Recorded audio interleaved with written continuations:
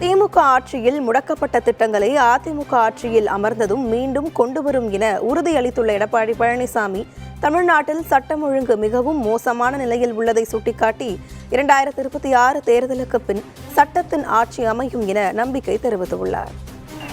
இந்த ஆட்சியில மக்களுக்கு எந்த நன்மையும் கிடைக்கல. ஆனா அதிமுக ஆட்சியில விலைவாசி உயர்ந்தது. அதை கட்டுப்படுத்துறது கட்டுப்பாட்டு நிதி என்று நிர்ணயிக்கப்பட்டு கொடுக்கப்பட்டு அதற்காக எந்த உணவுப் பொருள் விலை ஏறியதோ அந்த உணவுப் பொருள் எந்த மாநிலத்தில் விலை குறைவாக இருக்குதோ அங்கே கொள்முதல் செஞ்சு கூட்டுறவு சங்கத்தின் மூலமாக விலை கட்டுப்படுத்திய அரசாங்கம் அதிமுக அரசாங்கம். திமுக ஆட்சியில் உணவுப் பொருள் விலை விண்ணை முட்டுகின்ற அளவுக்கு உயர்ந்து போச்சு. அரிசி விலை உயர்ந்தாச்சு, பருப்பு விலை உயர்ந்தாச்சு, எண்ணெய் விலை உயர்ந்தாச்சு.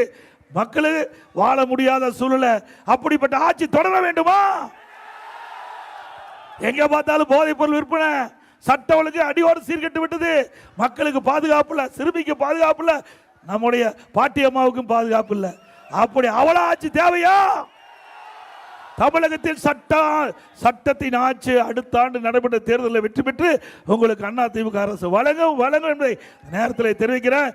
தமிழகத்தில் போதைப் பொருள் இல்லாத ஒரு மாநிலமாக உருவாக்க அனைத்து இந்திய அண்ணா திராவிட முன்னேற்ற கழக அரசு வெற்றி பெற நீங்கள் துணைநிற்க வேண்டும். முன்னதாக பரப்புரைக்கு வந்த அதிமுக பொதுச் செயலாளர் எடப்பாடி பழனிசாமிக்கு இந்திய ஜனநாயக கட்சியின் நிர்வாகிகளும் தொண்டர்களும் உற்சாக வரவேற்பு அளித்தனர். இந்திய ஜனநாயக கட்சியின் மாநில இளைஞரணி துணை செயலாளர் முத்துராஜா, சேந்தமங்கலம் சட்டமன்ற தொகுதி தலைவர் பாண்டியன், நாமக்கல் சட்டமன்ற தொகுதி தலைவர் சந்தோஷ், மாவட்ட செயலாளர் உதயகுமார், பொருளாளர் வினோத்குமார், மகளிரணி மாலதி உள்ளிட்ட ஐஜேகே நிர்வாகிகள் பலர் இந்த வரவேற்பு நிகழ்ச்சியில் கலந்து கொண்டனர்.